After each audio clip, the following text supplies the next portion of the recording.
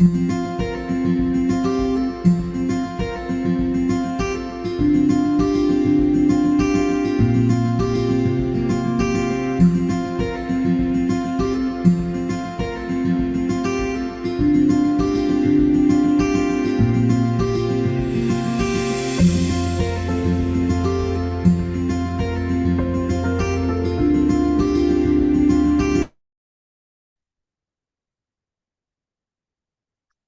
we start? Yes, ma'am. Please start. Thank you. Good evening, everyone.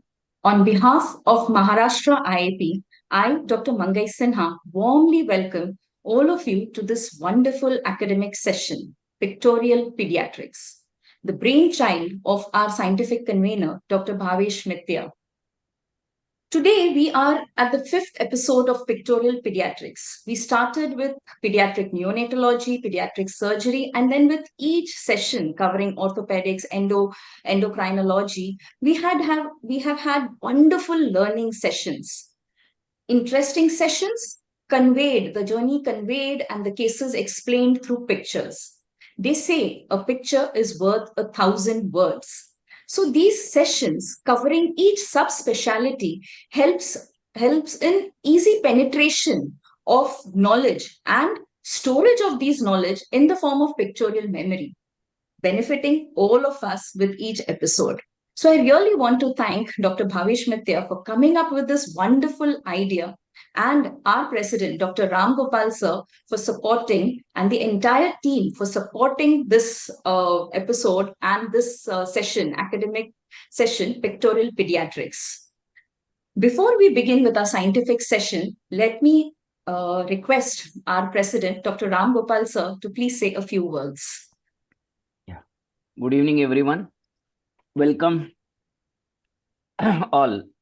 And this, as Dr. Mangai said it, this is a 5th episode of Pictorial Pediatrics. On the occasion, before welcoming the expert, I would like to tell you all the MAHA-IP members, all the EBs, Women Committee, I think they are working very hard for each program. The preparation starts almost 20 days back, and slowly they get in touch with the experts, and whatever you see, it's I think it's a team effort. So I appreciate all the work done by all the team members. The credit goes to the whole team, not alone to the president, secretary. So welcome all. Today's session, we know it is a dysmorphology in pediatrics, and we will learn this dysmorphology by the pictures. When the Bhavesh suggested the topic, immediately the expert came in mind was Dr. Shruti Bajaj, because she has a lot of collection of the pictures. I think we waited for almost 2 months for her. She was too busy. So finally we could catch her. So welcome, ma'am. Good evening. Good evening, sir. No, it's my pleasure to be here. And I think I would be learning too through this session. So thank you so much for this platform. Okay. Thank you, ma'am. And I will not take much time. Dr. Mangai, you can ask Dr. Amol, and then we will start. Thank you, sir. And like sir rightly said, this is a teamwork of all the members present, the MAHA-IP members, the Women's Committee, and all of them. And we have really had wonderful reviews for all our academic activities under the MAHA-IP banner from all around, not only from all across Maharashtra, but from all around India. And because they are present in the YouTube channels, people can access and see it at other times, even if they're busy when it is streaming live. Another powerhouse behind keeping the entire team motivated is our secretary, Dr. Amol Pawar. I request sir to please say a few words.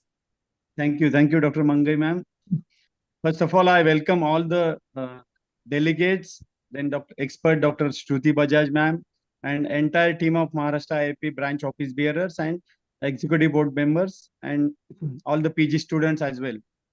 This brainchild of Dr. Bhavesh Mithya sir is doing wonderfully, and almost this all webinars are getting a lot of viewers, and they are getting benefit of that. Now almost 140 people have joined, and the core team of Pictorial Pediatrics, Dr. Renu Boralkar ma'am, Dr. Anuradha Rak ma'am, then Dr. Vikas More sir, and Dr. Sushma Save ma'am. They all have worked wonderfully till now, and they will be doing it henceforth also. So without wasting time, I also request Dr. Bhavesh Mithya sir to have few words with us on this occasion. Sir, please. I think we will listen to Dr. Shruti Bajaj Madam's talk first, and then we will interact any questions you have. But I think it's wonderful to see so many people joining, and it's appreciation to this concept. Thank you. Over to you, Dr. Thank you, Mangai sir. Madam. Thank you, sir. I can see so many faces and I can see so many experts and dignitaries amongst the delegates who have joined us today. I just take this quick opportunity to welcome all the Central IIT EB members, the Maharashtra IIT OB members, our MMC observer for today, Dr. Nilesh Aire. He is the HOD, Department of Pediatrics at Maharashtra Postgraduate Institute of Medical Research and Education and Research. I warmly welcome all of you and thank you all for joining us today.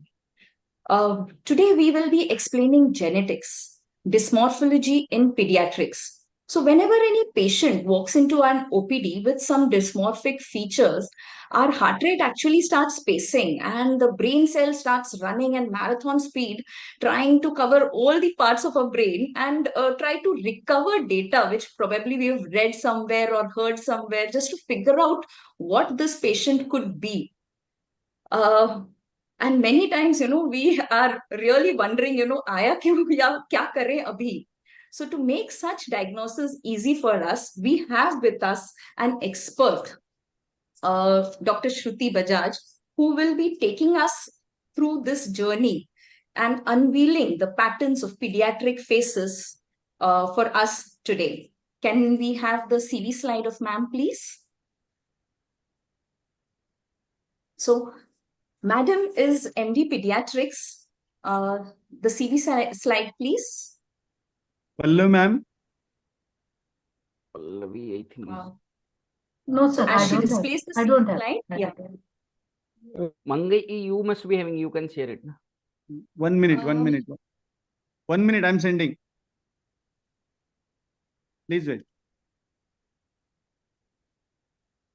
So as the CV slide is displayed, I just want to highlight the achievements and the publications of ma'am. Ma'am is MD Pediatrics and has a fellowship in clinical genetics from MUHS KEM Hospital, Mumbai. She has her ongoing master's in neurometabolism and cell biology from the University of Barcelona, Spain, for which she has an international travel scholarship. Pallu So, ma'am. yeah. Pallu ma'am. Yes. Mangai ma'am. Should I Yeah. continue? Yeah, Yes, you can please, continue. please continue. Yeah, till we wait for the. No, already it is there on the Already screen. it has been Yeah, flashed. I think I got messed out. Post attendees. Can you see? Yeah, I can see it. And I think it's okay. We can not just you, move ma'am. ahead. Mangai ma'am. Mangai ma'am, Yeah, can you I see? am. Yeah, I got logged off. I tried to click on. I'm not so tech savvy, so I got logged off. So she also has additional training from Lausanne, Switzerland, Kasturba Medical College, Manipal, Tata Memorial Hospital, Mumbai. She's an ex-assistant professor at the Department of Pediatrics and Genetic Clinic, KEM Hospital, Mumbai. She has 35 articles indexed national and international journals, 6 chapters in Textbook of Pediatrics Genetics. She is the director and consultant clinical genetist at the Purple Gene Clinic, Mumbai. She is the founder and scientific advisor of PEHEL, a support group and initiative for Down syndrome. Her current attachments are at the NHSRCC Children's Hospital, Bombay Hospital, Cloud9 Hospital, and Saifi Hospital.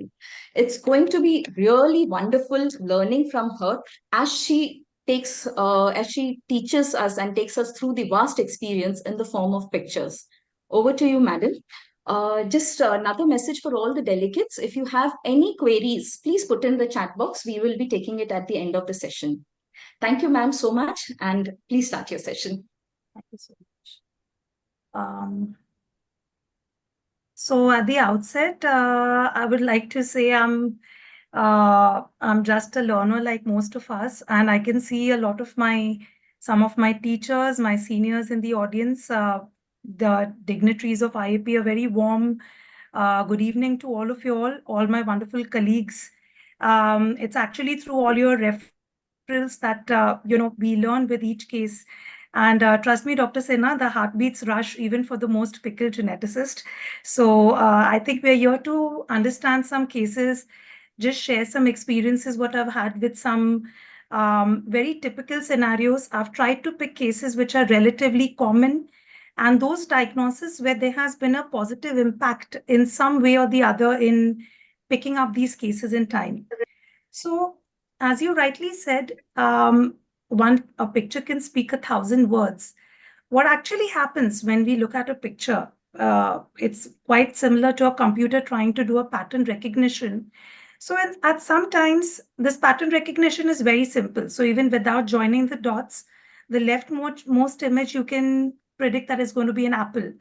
Whereas for the image in between, you need to have a bit of intuitive mind or a deeper sense to be able to imagine this baby hidden as an illusion between the woods. Whereas in some cases, like the rightmost image, it could be a personal take. I could imagine this as a rabbit with the face towards the right and these being the ears, or the face of a duck with this being the beak and this being the head of the duck. So pattern recognition, adaptive unconscious mind, what we call as a blink, when the mind makes a spotter diagnosis, the moment the patient walks in, sometimes it's an abstract thinking, you just say, this is it, we feel it is this diagnosis. How is it? Why is it that the mind has brought you down to that conclusion? There sometimes, as I said, it's more of intuitive thinking, but I'm trying to, in the next half an hour, 45 minutes, trying to get to the objective parameters over here, to the science behind this blink theory of spot diagnosis in clinical genetics. And I've tried to incorporate cases of, which may have come across for us at least at once in our career. And I hope that it interests all of you all. So this was an interesting case actually referred by a developmental pediatrician because she felt that it was a child who had speech delay, but something was amiss. The face was a bit dysmorphic. And when we saw the child, this child had asymmetrical crying face, and actually a very typical thing, if you notice again, I'll highlight, there is a bit of a diamond formation of the nose while he cries. I cannot show the eyes. I'll show it in the next pictures for the other syndromic representation. But this child had very narrow palpable fissures. And we dug further, did the routine examination, found him to have short stature, some hypotonia, bilateral undescended testes. And because there was a diagnosis in mind, we asked specifically whether this child had neonatal feeding difficulties. And indeed, he had so. He'd already undergone a 2D echo, renal sonogram, calcium, parathyroid levels were all normal. However, because of this typical asymmetric cry face with this diamond formation of the nose, we suspected DiGeorge syndrome, also called as 22q112 deletion syndrome, and it was indeed proven so by a test called as MLPA. While most of us are familiar with, say, Down syndrome, Turner syndrome, DiGeorge can be quite a mimic. It's, in fact, one of the commoner microdeletion syndromes, and it's estimated that nearly 1 in 4,000 live-borns has got, can have DiGeorge syndrome. The catch is that it is a very variable spectrum. We are traditionally taught that DiGeorge comes with hypocalcemia, and hypoparathyroidism, along with immunodeficiency. But this typical triad may not always be present in every patient, and that could result in diagnostic delays. This is just to give the spectrum of DiGeorge disease and thus the impact of having a timely diagnosis. We, for a lot of these diagnoses, which I'm going to allude to during the session, there may be no cure, but a timely diagnosis can limit the complications for these children. This is what I meant when I said narrow palpable fissures. You can appreciate over here. Very often in the post-operative cardiac ICU, especially if the surgery was for a tetralogy of fallow or conotruncal defects, if you appreciate such a facial dysmorphism or incidentally happen to notice hypocalcemia, please do ask for a parathyroid level 2, because if that is associated with hypoparathyroidism too, you are very close to a possibility of DiGeorge syndrome. I have taken a lot of pictures throughout my talk from Smith's recognizable pattern of human malformations. This is just to give you an idea. You can look at this child, doesn't really look very dysmorphic, but look at this child over here, has got the typical narrow palpebral fissure, the squared nose. This is just to kind of give the spectrum about DiGeorge syndrome. I'll be very brief in each of these cases because I think the idea is to try and get a picture and a diagnosis with maybe some practical nuggets here and there. So this is the second case. She was around an 8-year-old girl who presented with premature Thilac, history of learning difficulties. She had chronic indigestion and, the typical history of groans and moans. And we noted that she had this broad forehead, prominent fanned out ears, large mouth, and like a scooped out face, mid-face hypoplasia. We had a suspicion in mind again, and so we specifically asked for just 3 tests.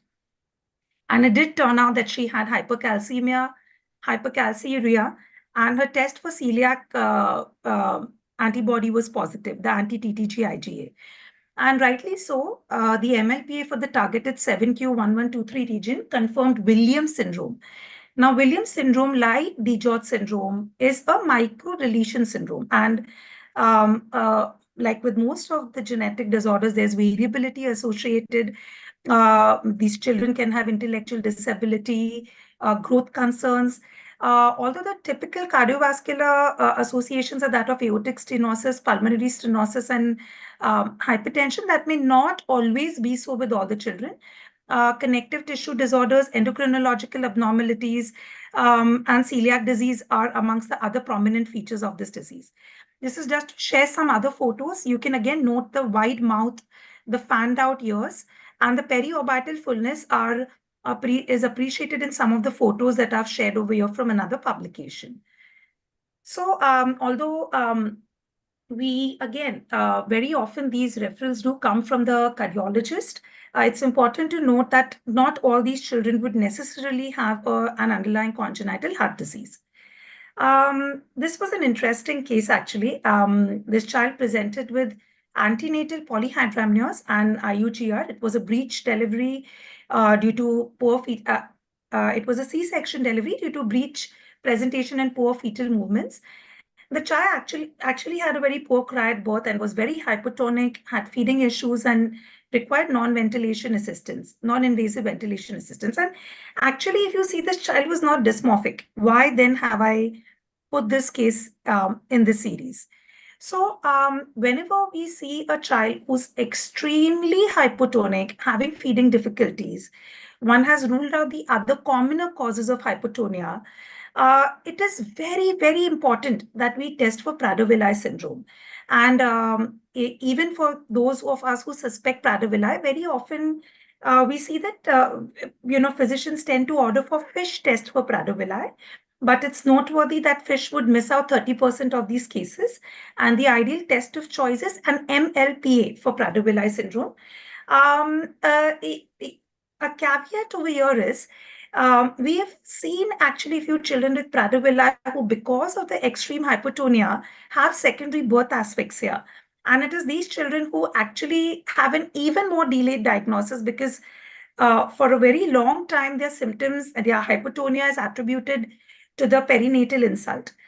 My reason to put this case is also because very often there is a delay in physician suspicion towards Prader-Willi because we're so tuned to thinking of Prader-Willi as the 3H, hypotonia, hypogonadism with hypophagia, and having the obesity picture. But it is nice to remember that this is actually a spectrum where in the neonatal period, the child is actually, the children with Prader-Willi actually have severe failure to thrive, feeding difficulties, hypotonia.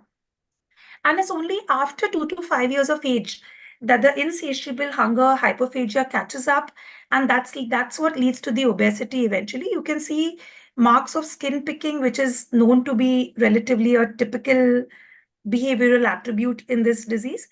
So that's about Prader-Willi. Going on to the next case, since I spoke about a hypotonic newborn, I couldn't resist to share this case too. It was an interesting case of a floppy newborn actually having a lot of feeding difficulties. And this child had prolonged physiological jaundice. And by the time the geneticist could see the child, it was around day 20 of life.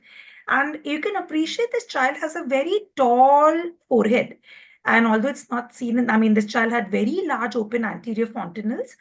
Now, whenever Prader-Willi and Zellweger syndrome, actually, they are, few of the floppiest babies that we see in the NICU, along with, of course, spinal muscular atrophy. So one has to have them at the back of the mind after ruling out commoner differentials, of course.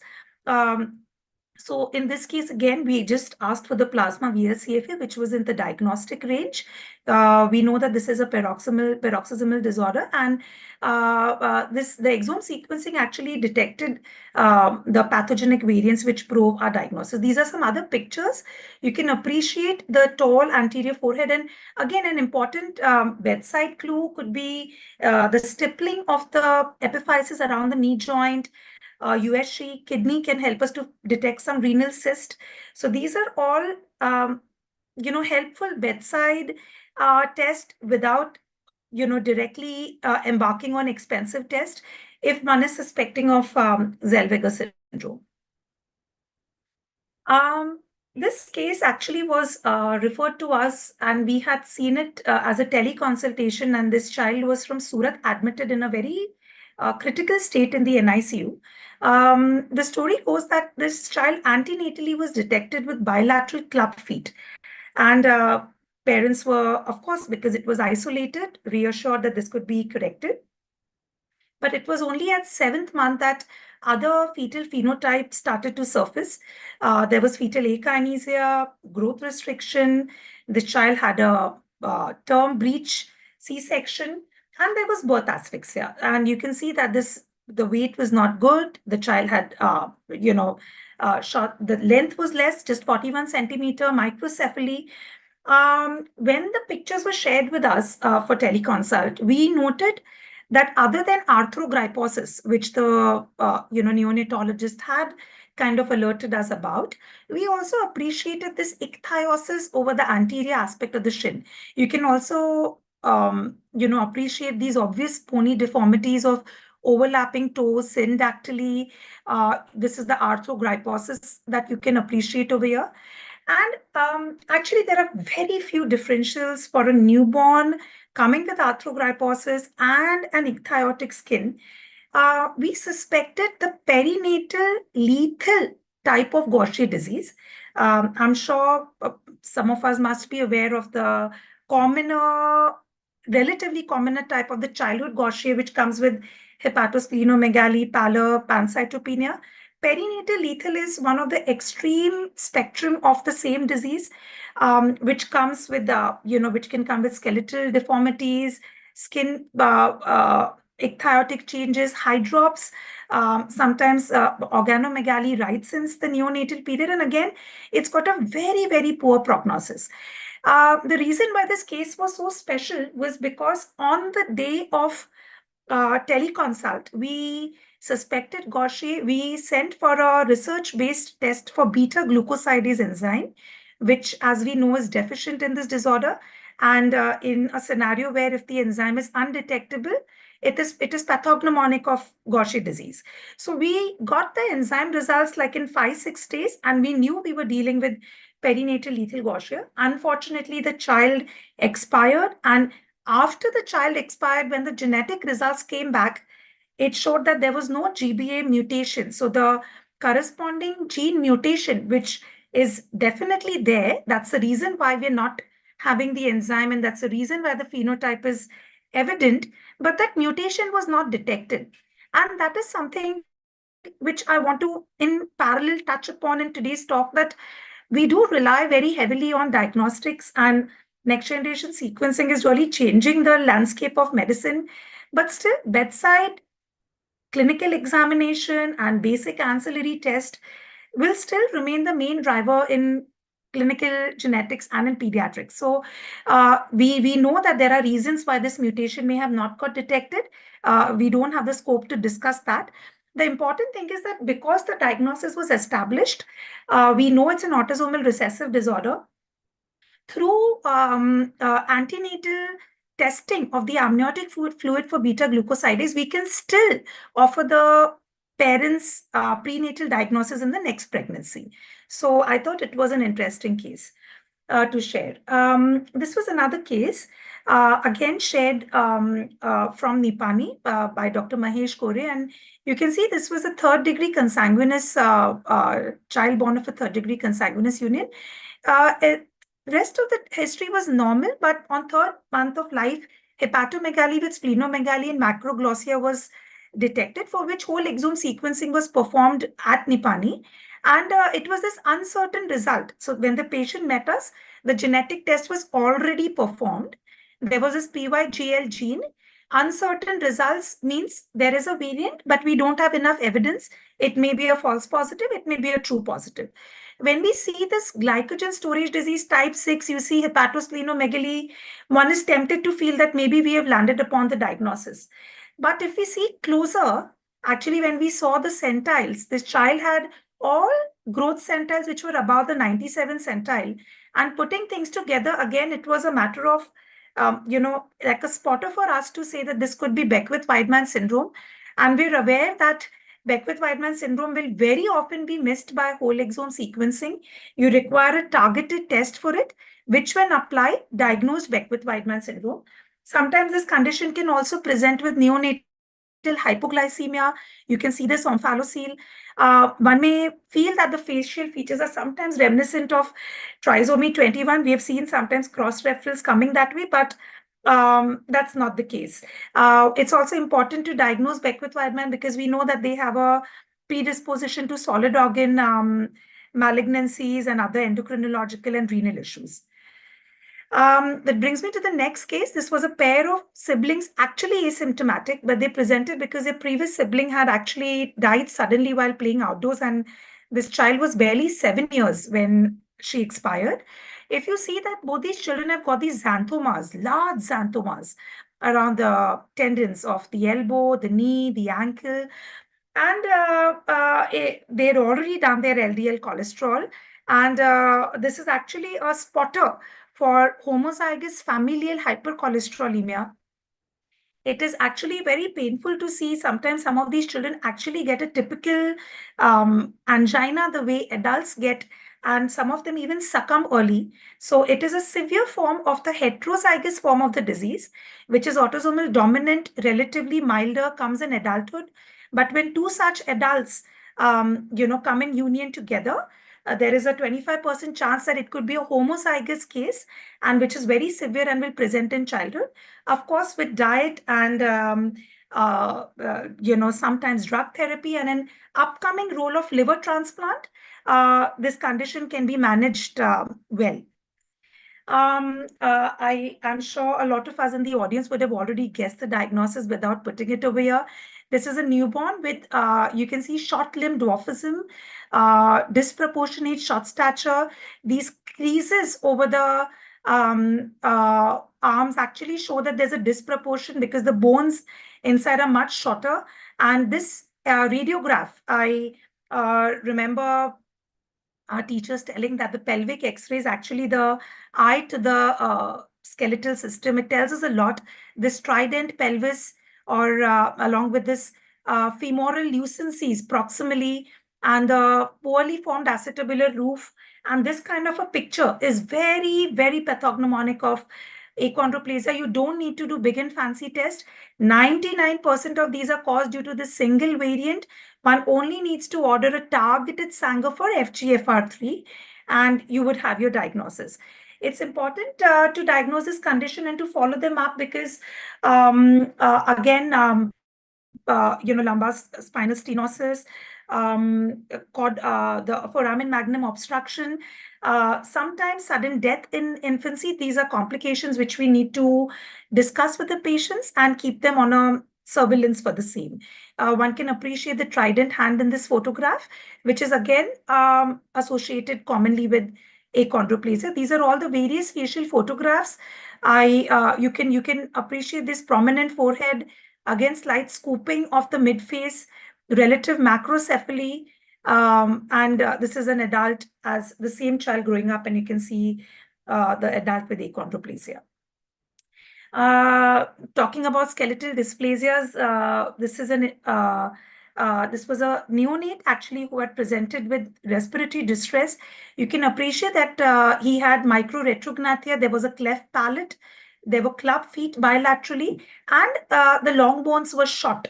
But what was very classical, which helped us to clinch the diagnosis, was this very, very hypoplastic and practically absent scapulae bilaterally, not seen in this film, but there was cervical platyspondyly.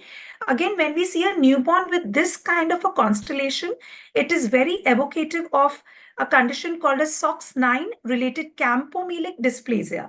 Campomelia means bent, so bent bones. But again, not all Campomelic dysplasias need to have bent bones. So there can be, like you can see, this is again taken from some references. These are relatively straight bones, but you can see the scapulae are absent, pubic bone is very hypoplastic. Whereas in this case, it's a very typical case of bent bones with absent scapulae. Just excuse me, please, my battery is running. Yeah. So this is a case of Campomelic dysplasia where you have bent long bones and cervical vertebrae abnormalities. Why is it important to pick this up in time? Because the prognosis is very poor, often resulting in premature death, and that helps the intensivist to decide and the family to decide how aggressive they want to be in their pursuit of bringing the child out. This was another case who presented with short stature, photosensitivity. You can see freckles all along the sun-exposed areas. This child actually had normal intellect, head circumference, hair, appendages, fingers, everything was fine. So we thought in terms of this DNA repair disorders, which is actually a broad spectrum, common ones including Fanconi, Bloom syndrome, xeroderma pigmentosa. And so we systematically first did the rest of the workup, a lymphocyte subset assay, CBC to see if there is some, telltale sign of immunodeficiency, X-rays, kidney sonogram for renal malformations, stress cytogenetics, because all this helps us to pick up Fanconi. Although Fanconi is described to have cafe-au-lait macules and radial ray anomalies, that may not always be so. So we have to work the case systematically. And it turned out that on diagnostic testing, this child did have xeroderma pigmentosa. Speaking of facial freckling, just 3 days back, there was this interesting case referred by a colleague from the suburbs, and this was a pair of siblings. You can see 10-year and 14-year-old, but extremely short-statured, severe growth failure, photosensitivity. They had diminishing night vision, gait instability. They also had delayed puberty and hearing loss. On examination, they had sunken eyes. So like the cachectic dwarfism with sunken eyes, there were freckles on the sun-exposed areas again, like the way the previous child had, but you can contrast. That child had a normal intellect, normal growth, no microcephaly, whereas in this case, there are a lot of other features to divert the diagnosis to some other condition. The MRI is actually very clinching over here when we find such a kind of a picture with white matter abnormalities and basal ganglia calcification. It is very, very suspicious of a condition called as Cockayne syndrome. One can appreciate the photosensitive freckling in these close-up pictures. These are some other photographs derived from Smith. So this is just a simple thing for us to remember: cachectic dwarfism, sunken eyes, vision, hearing reduced, unsteady gait, photosensitivity. Again, a lot of them can have demyelinating neuropathy. These children had a normal NCV, but think of Cockayne syndrome. Again, nothing that we can do much. Unfortunately, there's premature death, but a story of two siblings being born itself is not a happy one. Had there been an earlier diagnosis for the first sibling, maybe the parents would be able to explore the prospect of prenatal diagnosis for the second pregnancy.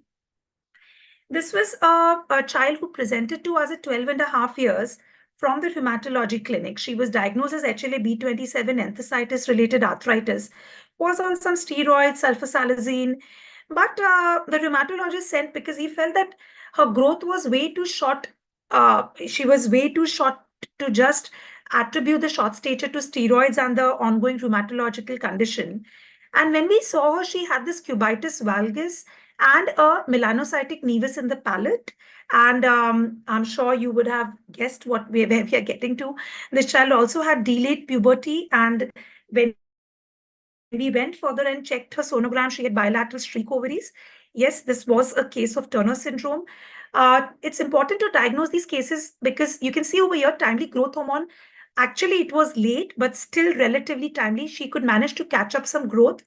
And more than that, it's associated with a very lethal complication of aortic dissection. So, common conditions like these, we should be we should try to be more sensitized to pick them up early. And I think more than spotters, more than fancy apps, growth charts are still the most useful tool for us pediatricians and geneticists. So you can see how just plotting the growth carefully and following it up helped the rheumatologist suspect this condition and helped us to diagnose this.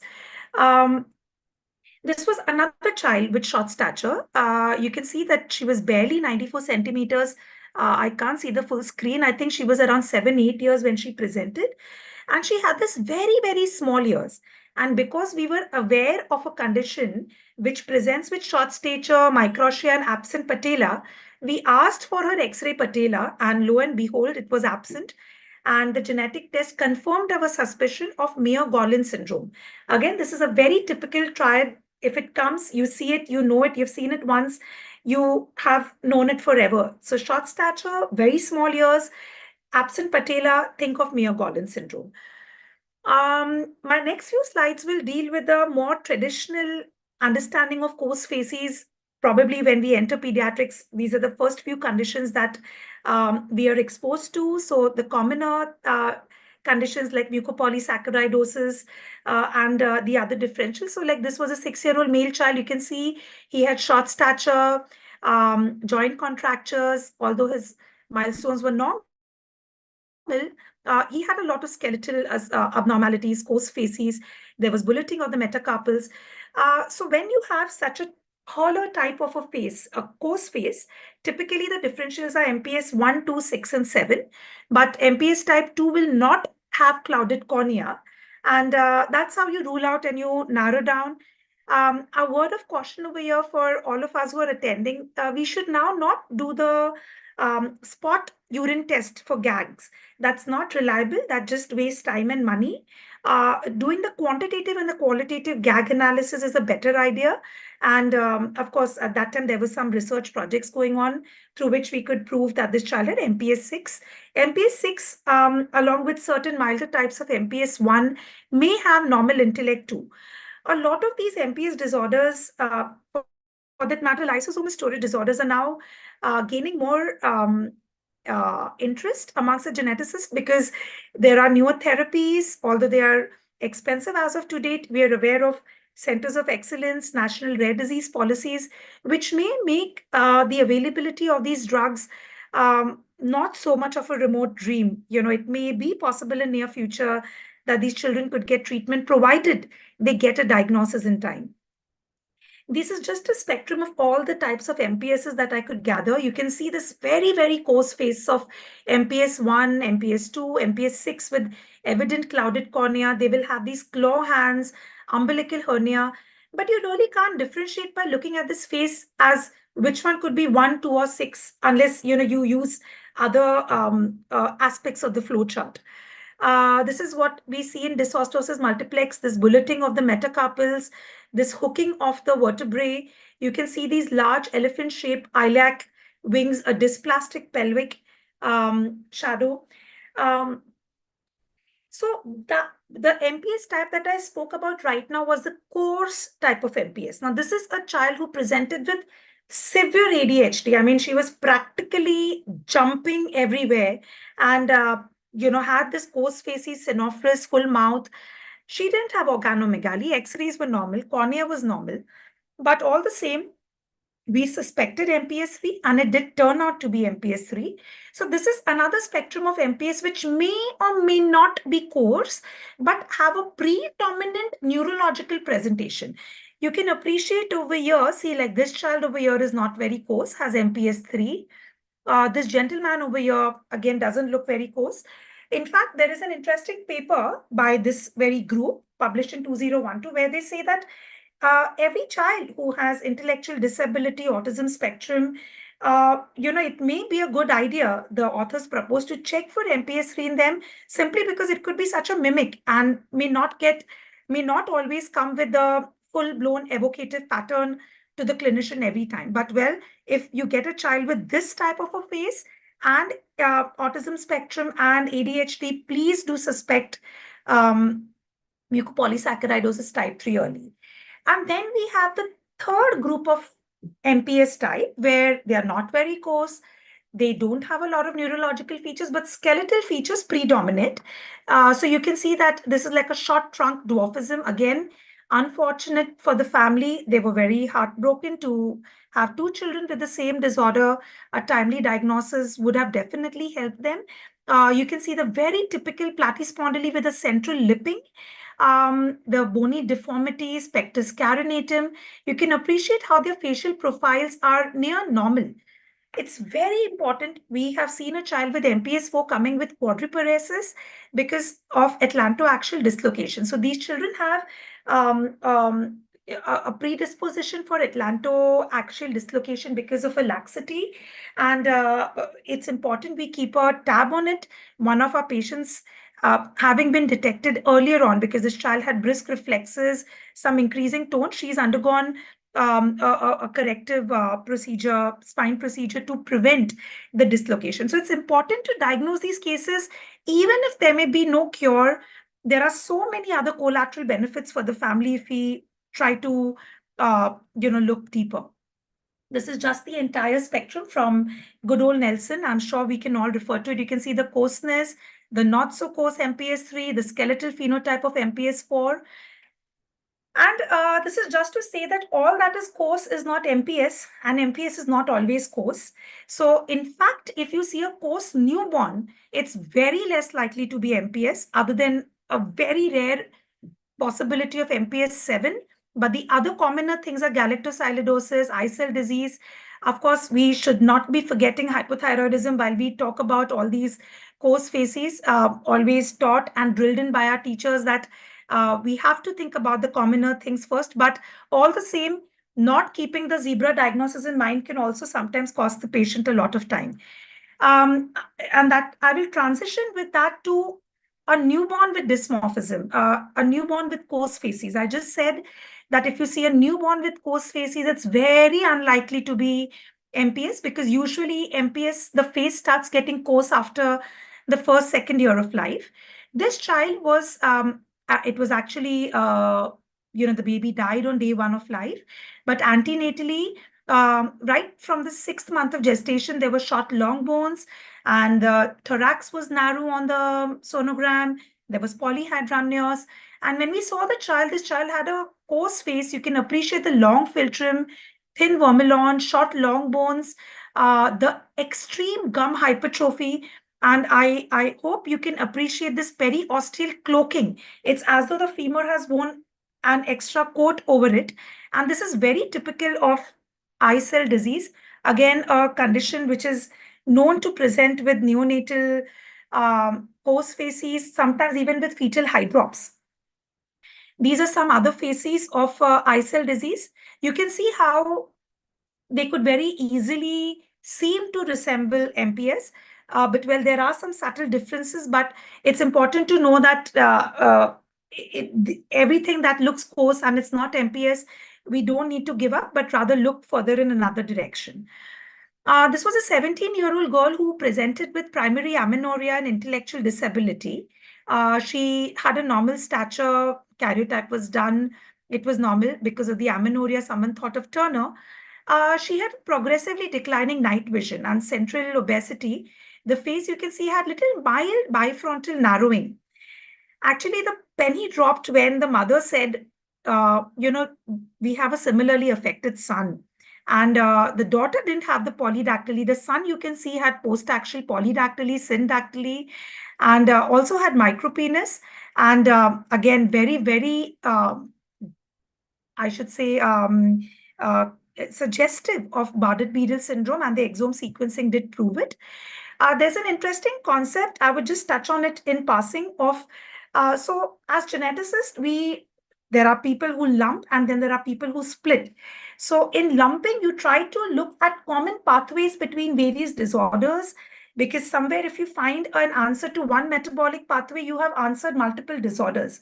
So ciliopathies is a very exciting new development in genetics, where it's a lumped group of multiple disorders, right from Meckel-Gruber syndrome, which we know can present with occipital encephalocele, polydactyly, and cystic kidneys. But you can see this child didn't have polydactyly. Cystic kidneys was present. It was a abortus, which the photograph was taken. This is, I will show you the 1 minute. Just excuse me. Okay, I don't think I'm being able to play this. Yeah, this is a typical oculomotor apraxia along with a molar tooth sign suggestive and diagnostic of Joubert syndrome. And this was a Bardet-Biedl. So they're all in the spectrum of ciliopathies. And I think we should be aware of these common groups, because that is how and that is where probably the future of newer therapies lies. My next few cases, I'm going to try and touch on hypopigmentation and its various syndromes associated. So this is a giveaway, very simple, global hypopigmentation, nystagmus, oculocutaneous albinism, everything else is normal. This is like an oculocutaneous albinism type 1 seems to be, but there are various types, type 1, type 2, type 3, which only the genetics can help us to delineate. Again, these children have a normal lifespan, normal intelligence. Whereas on the other hand, you can see a similar case, extremely hypopigmented, golden hair, microcephaly. I've put this image just for representation, where the corpus callosum is absent. If you see such a pattern where it's just an oculocutaneous albinism, not just an oculocutaneous albinism, but rather with corpus callosal abnormalities, cardiomyopathy, cleft palate, it is very, very suggestive of VC syndrome. Even amongst these constellation, the presence of corpus callosal abnormalities seen in more than 90% of patients with VC syndrome. And it's important because here the prognosis is very different. While children with oculocutaneous albinism will live to be like normal individuals with just some maybe increased risk of skin cancers, VC syndrome is a lethal disorder. These children don't really live very long and have a lot of morbidities, profound delays, severe intellectual disability. So the prognostication differs. Of course, the parental choices for prenatal may differ in these conditions. So one needs to make a diagnosis in such cases. These are cases of partial hypopigmentation. You can see this, the heterochromia, whereas this lady's daughter has complete blue iris. So it's hypopigmentation, but only partial hypopigmentation. This lady actually had a white forelock, which she had dyed. And this along with hearing loss, with or without hearing loss. It's not necessary you may have the hearing loss. It's very suggestive of Waardenburg syndrome. And this was another case that we had seen long back. The child actually presented with severe acute malnutrition and had organomegaly. But you can see this silvery goldenish hair. And this is actually a pattern which should prompt us to think for Shiryak-Higashi syndrome. So when you see partial oculocutaneous albinism with neurological involvement, with bleeding tendencies, predisposed to HLH, and this very, very, very pathognomonic CBC picture with large PMN granules, abnormal melanin clumping, which is done on hair microscope of a single hair shaft, light microscopy. These are all very diagnostic of Shiryak-Higashi. Again, timely diagnosis can help to keep a surveillance and detect HLH early, because once HLH sets in, it can really change the prognosis and sometimes even turn out to be lethal for the child. Coming to epidermolysis bullosa, I'm sure a lot of us will be able to, so even for even those who would have been called for sections, when we see this, we know it's epidermolysis bullosa, and we are aware that some of them are simple, some of them are dystrophic, but not all of epidermolysis bullosa remains restricted only to the skin. You can see this child also had Gaucher's sign. He had very striking features of muscular dystrophy. Although we have asked for his 2D echo, we are not sure if he has cardiomyopathy, but this type of a constellation of epidermolysis bullosa, you can see that this child has practically lost his digits and nails, severe dystrophic EB scarring. When this pattern comes with cardiomyopathy and muscular dystrophy, we should be thinking in terms of PLEC, plectinopathies, plec gene related epidermolysis bullosa. It is an autosomal recessive condition.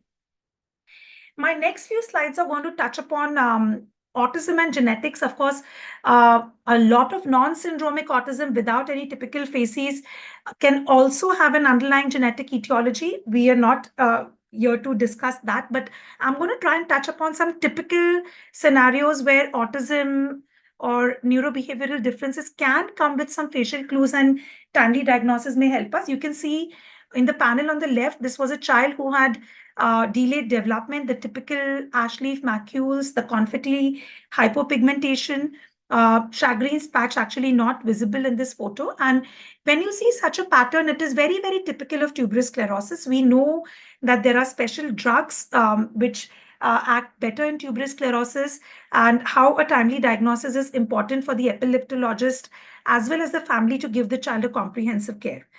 Coming to Fragile X, it is still, as per various guidelines, suggested to be the tier 1 test whenever one sees a male with autistic features. But in my personal experience, I've also seen females with autism coming with Fragile X. So I would like to extend that bracket, that be it a male or a female child, maybe the first tier test should be a Fragile X testing, simply because the type of the molecular defect in Fragile X would not get picked up by other tests like exomes and microarray. And while we are always taught that a Fragile X face will have prognathism, large ears, macroorchidism, a lot of these features may actually become evident post-pubertal. So we have seen Fragile X children with normal looking facial features. In fact, they have very typical behavioral traits, very poor eye contact, very shy. But this is just to show one of the typical, relatively typical facial profile, very subtle though. You can see the little prominent ears and the mild prognathism over here. Another condition that can be associated with, on a spectrum of neurodivergence, right from delay to autism to ADHD, and associated with macrosomia, the tall forehead, dolichocephaly, big hands, is this condition what we call as Soto syndrome. So, I mean, it's like they walk into the OPD, big, tall children with a large head, dolichocephaly, you should be thinking of this condition. This was again a case where this child was just way too fair as compared to his parents, had autism, and the first and the only test we asked was for a plasma amino acids, and there was diagnostic values which suggested phenylketonuria. And we know that phenylketonuria is a treatable inborn error of metabolism. So while there is so much there's such a lot of buzz about the various strategies to mitigate autism, although the treatable autism may be a very, very small share, these treatable ones due to creatine deficiency, inborn errors of metabolism like PKU, MSUD, we should not be missing out these types. Especially there are these intermittent types of branched chain acidureas, organic acidureas, which can sometimes present with only autistic spectrum and ADHD, and a timely diagnosis, proper special medical food, special cofactors can actually alleviate their symptoms if started early. This is my last case for the day. This was actually a child who presented with hypotonia and delayed milestones, recurrent aspiration of feeds, and all of them were in the evening. Ptosis noted by the end of the day. We should be suspecting congenital myasthenic spectrums over here. And why I bring out this, because this particular gene, ColQ, is a slow channelopathy where the commonly used drug pyridostigmine can actually worsen stuff. Whereas on the other hand, there is this other child who was perfectly normal, just used to have some ptosis by the end of the day. But she also had recurrent episodes of apnea which needed CPR. And once it got so bad at around 18 months that she went into a secondary HIE. And then she started developing contractures. It was at that point that a genetic consult was sought, and a triad of apnea, contractures, and suspected congenital myasthenia is very, very suspicious of rapsin gene associated congenital myasthenia. The sad part is that actually this disease is completely curable, treatable, I should say. And if the treatment were to begin early, maybe we wouldn't have, had the child in quadriplegic state. And fortunately, for those of them who do get diagnosed early, rapsin is one of those CMS syndromes where the children outgrow the symptoms by 7-8 years, sometimes not even needing medications. So yes, sometimes a delay can mean a denial. I think I love this book by Malcolm Gladwell. He speaks about the power of thinking without thinking. Well, I would say without thinking is an understatement. There is a lot of subconscious integration into our brains after years of practice, training, interaction with colleagues. Again, I'll quote Malcolm Gladwell's rule of 10,000 hours, where he says that once you spend 10,000 hours in a particular task, you are likely to master that someday. So I think while I've presented these cases, they may have looked simple, but for these 30 catches, there are equal number of misses. I'm just learning along with all of you all. I would like to thank all the wonderful doctors who have shared their cases with us and helped us grow. And thank you to the wonderful audience for today. I think I will stop over here. Thank you, ma'am. It's been really a wonderful session. I would say a wonderful revision, taking us pictorially through the plethora of cases. At many times during your presentation, I was having mixed feeling. On one, it was like, oh, wow, this is like a syndrome, and maybe I have seen this somewhere. At the other time, I was silently thanking God that we and all my loved ones don't have such genetic diseases. It's recently, with the advancement in genetic testing and technology, and has led to better understanding of the molecular form and even genetics, which has now come up with, which has actually opened a realm of diagnosis and early help for all these children. I think I really like the other style that you began with, the pattern recognition and the blink form. I've read the book, and thinking without thinking is wonderful, because many times, the first thought that comes to our mind or the first diagnosis is generally the right one. So this wonderful presentation of yours has led to a revision, repeated reinforcement, and I hope we are also able to diagnose at least one or two of it. I don't see any questions in the chat box, but I would like to ask our viewers or our experts here. Bhavesh must if be they having would a lot like of to ask. questions. You can ask him. Bhavesh. No, I mean, so first of all, thank you for really giving a very wonderful overview of the genetics and dysformology.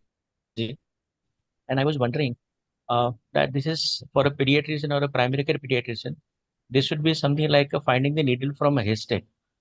So much of information to be comprehend whenever we see a child, and it's really heads of you, all the geneticists and those are metabolic expert to figure out the very minute, subtle clinical clues, and that really gives you a edge over the others.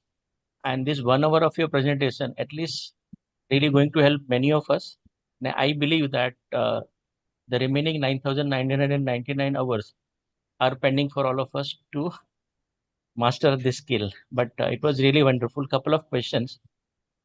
I happened to see this is almost like before 18 or 19 years, and this was somewhere in 2003 or 2004. So 12, 13-year-old girl was brought to us in a casualty with very severe breathlessness. And it was a sudden onset without any reason. And we really could not figure out the cause. As a part of the workup, when we sent the blood sample to the lab said that the sample is absolutely thick and very, they are not able to process any test. And then we asked for serum cholesterol. It was in 2000s.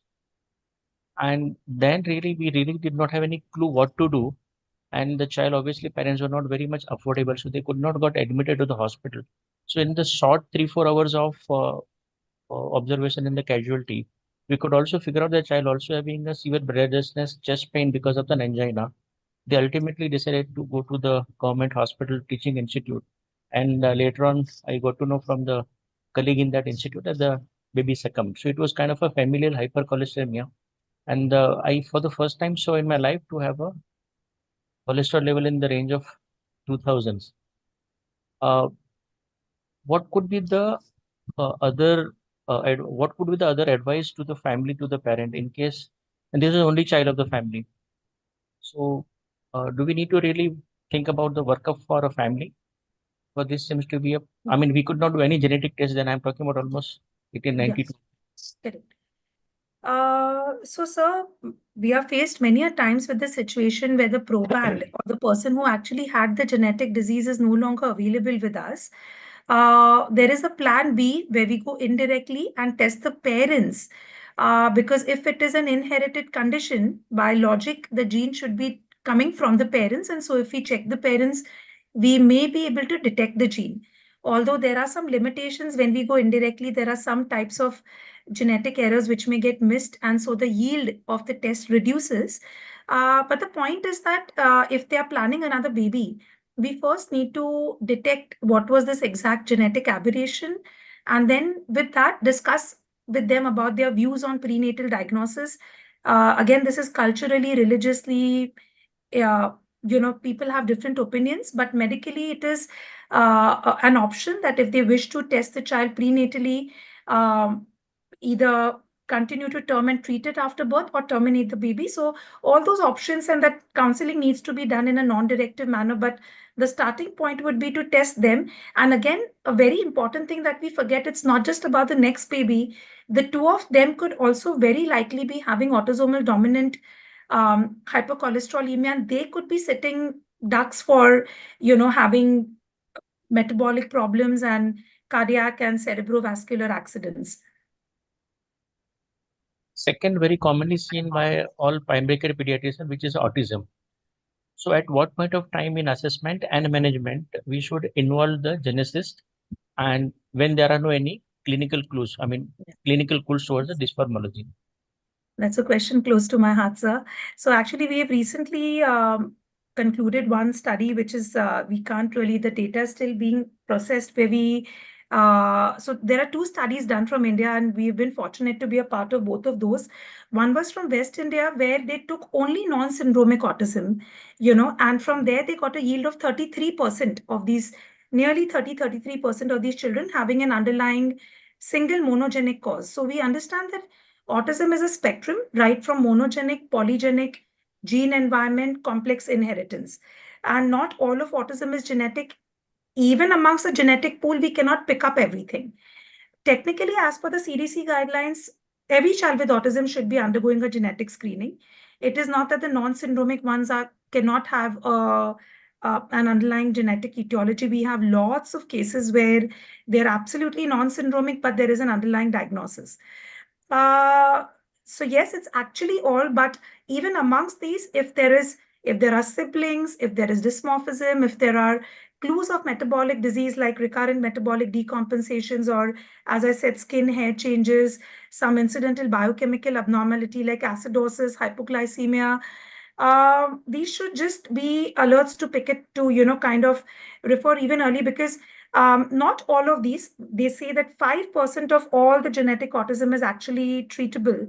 But for these 5%, it is game changing, because in our limited cohort, I have one patient with intermittent isovaleric acidemia diagnosed at 8 years of age, and he had severe ADHD.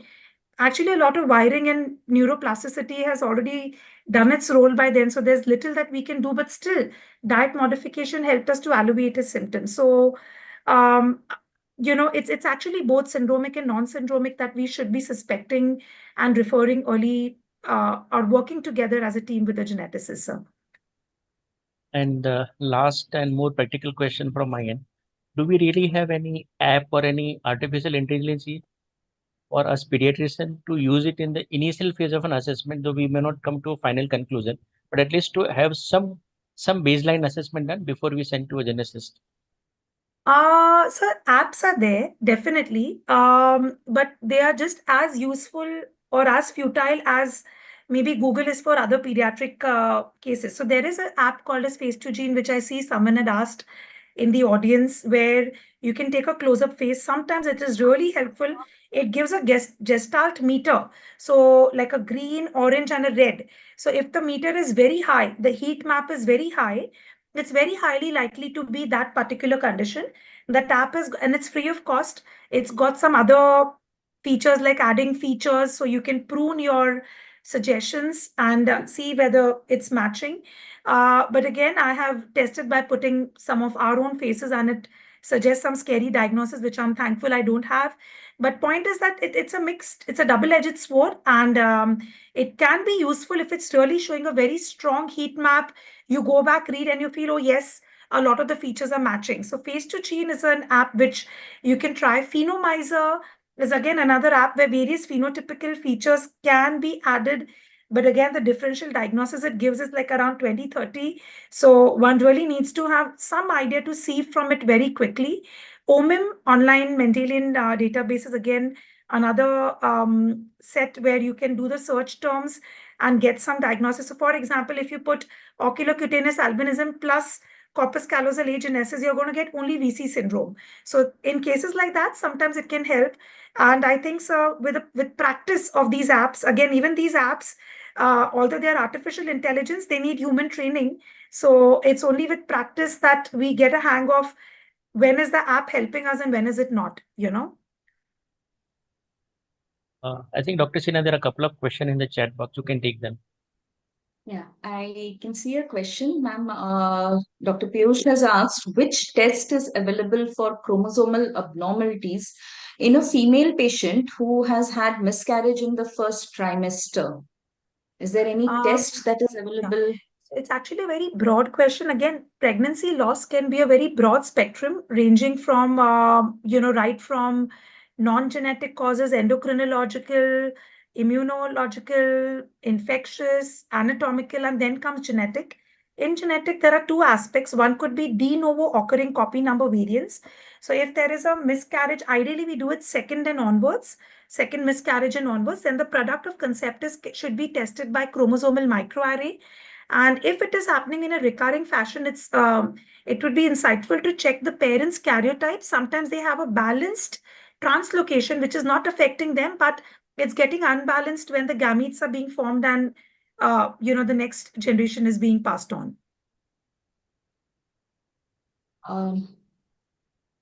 I don't see any questions. I have just seen a comment here which is written that genetic disorders, diseases in children is challenging situation to both parents as well as the treating physician. Requires a lot of patience. They really, many of them have come up and said that it's a very nice and excellent informative presentation. True to this, I also had a child who had come around 8 to 10 years back when I was just starting my practice and all. She was a 10-year-old who came in for vaccination, but ma'am, she had coarse faces and irregular dentition. I wouldn't say she was neurologically retarded, but she was definitely slow in her physical movements also, and in the way she was talking or answering the questions also. The mother had a little bit of coarse faces, but was otherwise normal. That time I used to really wonder, should I, some patients who just come for vaccination, should I tell them to go in for testing and whom to refer and all? But I think now if she visits back, things would be a little more different because we have such experts like you who have taken up this challenging realm or this field, making life easier for us. understanding and all. It's always teamwork, and I always say I get to learn a lot from my referring colleagues. So I would very humbly thank everyone for this opportunity, and it was lots of fun preparing this session. So thank you so much. Ma'am, just this question. So does really coarse faces like this child hand, does it really need investigation, or do we really need to refer her? Yeah, so coarse faces is not something normal. Again, there are sometimes certain racial differences that we have. So, like even within India, we know that some particular facial profiles may not be like others. And if you're practicing in one pocket, you see a patient from another part. So, for example, people from, say, one particular ethnicity may have little depressed nasal bridge. Some other ethnicities may have a little full mouth. So, if you look at those racial and ethnic differences aside, if there is coarse facies, this definitely needs workup, because even if the mother has it, it may be that she has a mild presentation, as I was trying to put throughout my talk, that there may be some other occult associations which we cannot see below the surface of coarse facies. And it's only if we have a diagnosis, we may be able to offer a better quality of life to the family.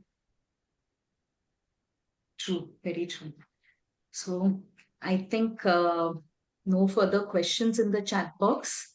I really thank Dr. Shruti Bajaj for this excellent presentation, taking us through the realm of genetics and showing us pictures of so many 30 cases that she's taken us through today.